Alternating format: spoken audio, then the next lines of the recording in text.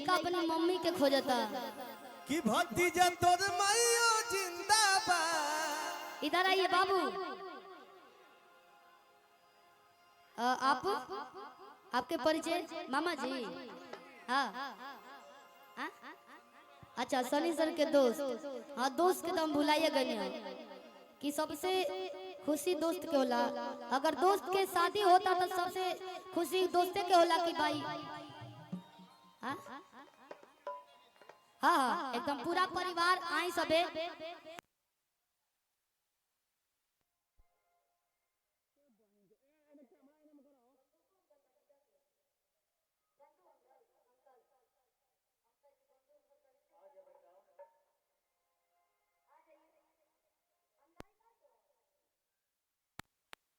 पहले हमने वो गाना गावा तनी, ठीक बा?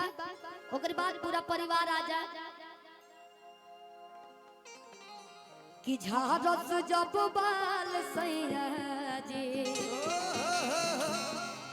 अरे लागस कमाल सैया जी,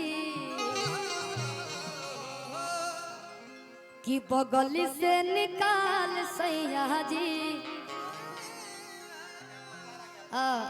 भाभी जी, हाँ बड़की भाभी, छोटकी भाभी, नमस्ते जी प्रणाम। अब बहुत बहुत बधाई बाबू के लिए। ये मम्मी है बड़ी वाली, हाँ यही यही। बहुत बहुत बधाई बाबू के। कि जुग जुग जिया सोना नावा, भावा नावा के भाग जागल हो। 1 मिनट में फोटो सेशन खत्म कर दी रहा। अब पूरा परिवार एक बार खड़ा हो जाए सबे। खाली खड़े नहीं के होके के।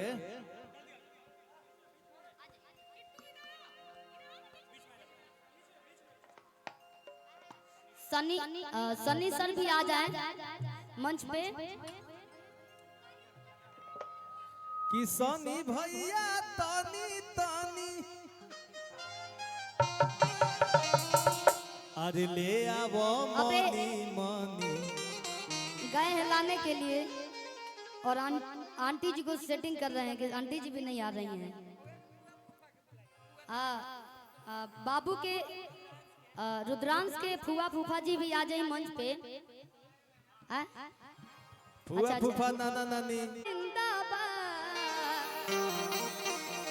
तोर मौसियो जिंदाबाद, भतीजा तोर माइयो जिंदाबाद, तोर मौसियो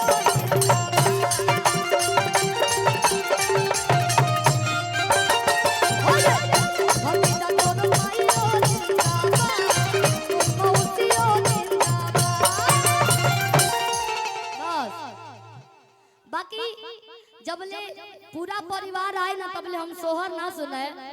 सोहर के मतलब ये भइल कि दादा दादी चाचा चाची बुआ फूफा जी मौसा जी मौसी नाना जी नानी सब लोग आई परिवार के। सोहर के मतलब होई कि बंडल लेके आई। हाँ सोहर के मतलब ये सीधा सीधा मोहर मोहर लेके आइए तो सोहर सुनी सबे।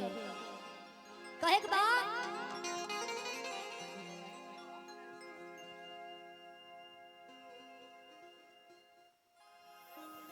देखिए कलर कौन होखे लेकिन गुलाबी के एगो अलगे आनंद होला। प्रीति जी पहन के आइल बड़ी, हमो पहन बा, अनुपमा दीदी भी पहन के आइल बड़ी ना। कोनो सेटिंग ना रहला लेकिन हो जाला लड़की के क्रिएटिव ये हो जाला कि गुलाबी कलर से लगाव हो जाला। पिंक गुलाबी एगो बेबी पिंक होला वो बड़ा सुंदर लगेला क्या जी। और ब्लैक कलर जो आपका ड्रेस है वो सभी लोग तारीफ कर रहे हैं आपके ड्रेस का, बहुत अच्छा लग रहा है। एगो गाना गले रही कि बड़ बड़िया तुम जैसे जैसे मोर करिया शोभेला हो बड़ बड़िया तुम जैसे कि मोर करिया शोभेला कि मोर गोद बदनिया पा बेला मुझ करिया शोभेला कि बड़ बड़िया